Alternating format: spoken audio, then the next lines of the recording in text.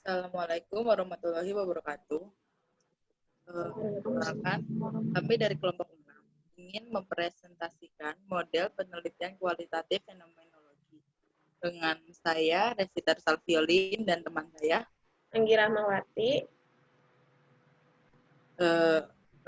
Presentasi ini akan dimulai dengan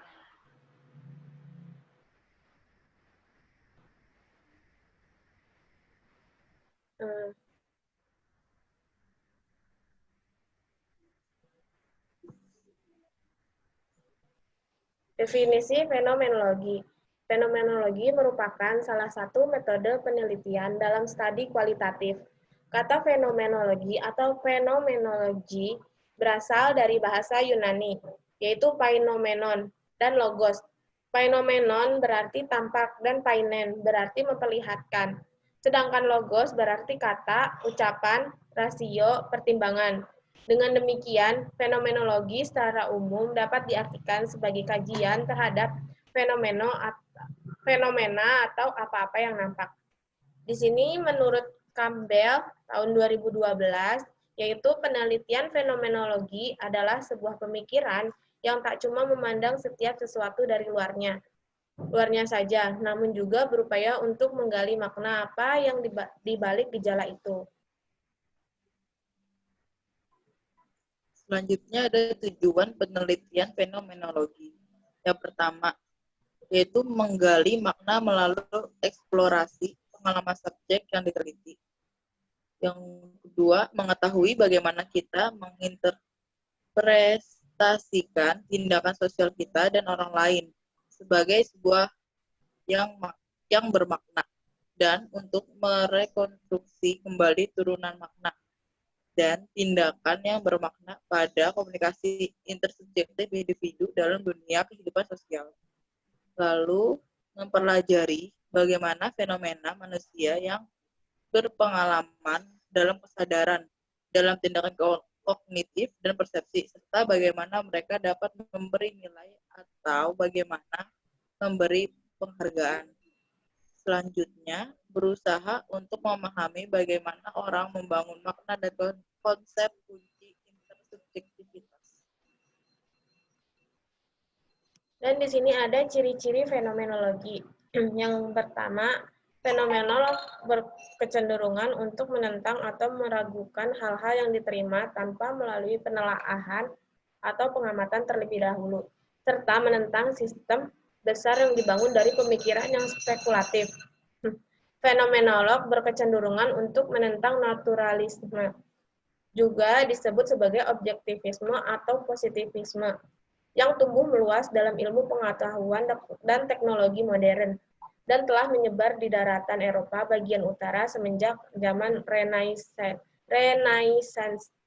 Yang ketiga, secara positif, fenomenolog berkecenderungan untuk membenarkan pandangan atau persepsi dalam beberapa hal, juga evaluasi dan tindakan, yang mengacu pada apa yang dikatakan Husserl sebagai evidence, yakni terdapatnya kesadaran tentang kebenaran itu sendiri sebagaimana yang telah terbuka secara sangat jelas, tegas perbedaannya dan menandai sesuatu yang disebut sebagai apa adanya seperti itu.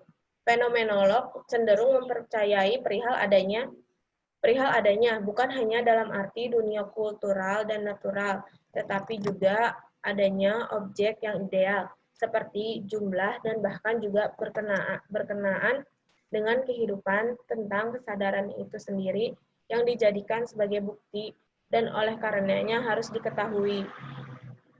Yang kelima, ada fenomenolog memegang teguh prinsip bahwa periset atau periset House memfokuskan diri pada sesuatu yang disebut menemukan permasalahannya, sebagaimana yang dirasakan kepada objek dan pembetulan terhadap objek sebagaimana ditemukan permasalahannya.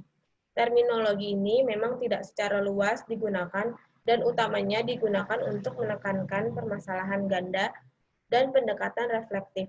Yang diperlukan fenomenolog berkecenderungan untuk mengetahui peranan deskripsi secara universal, pengertian a priori atau eidetik untuk menjelaskan tentang sebab akibat, maksud atau latar belakang.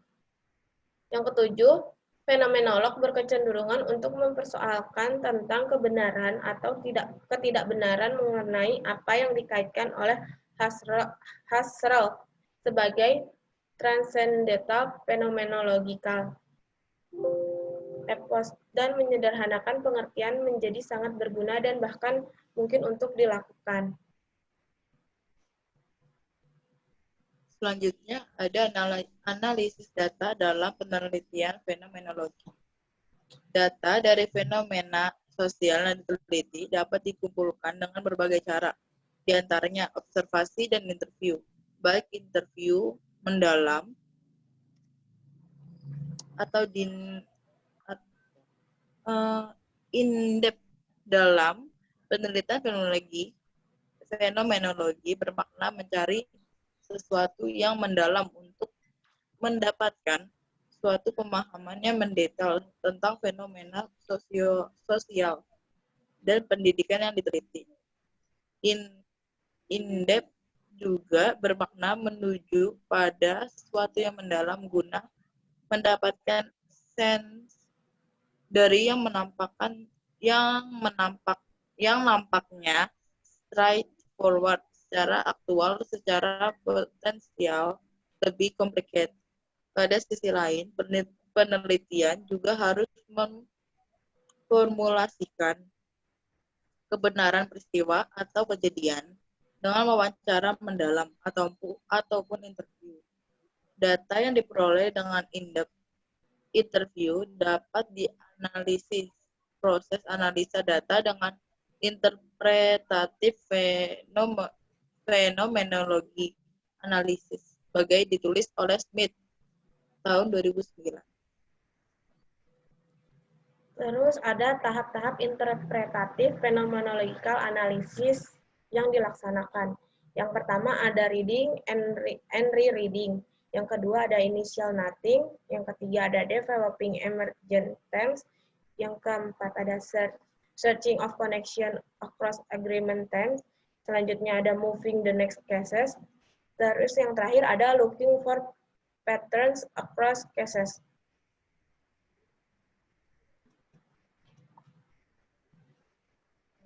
Selanjutnya ada kesimpulan. Kesimpulannya, paradigma pendekatan dan metode penelitian berada dalam satu jalur logis untuk memahami fenomena sosial, pendidikan yang terjadi di dalam masyarakat.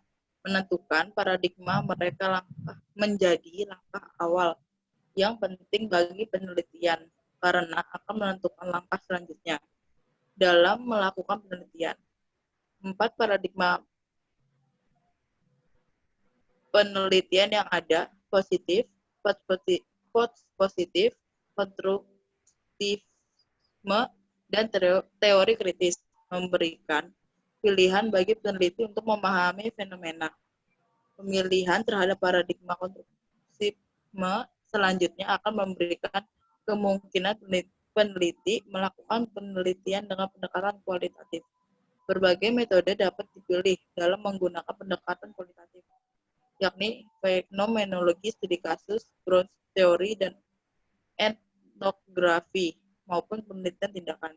Pemilihan studi fenomenologi memberikan kemungkinan penelitian untuk melakukan analisis data dengan interpretatif fenomenologi analisis. Dalam penggunaan IPA atau interpretatif fenomenologi analisis, ini mengikuti alur analisis mulai dari reading and re-reading, initial noting, developing emergent themes, searching for connection across emergent themes, lalu moving the cases, sampai pada yang keenam, looking for parent across cases. Sekian presentasi dari kelompok kami. Mohon maaf bila ada yang tidak jelas atau kesalahan kata. Terima kasih. Wassalamualaikum warahmatullahi wabarakatuh.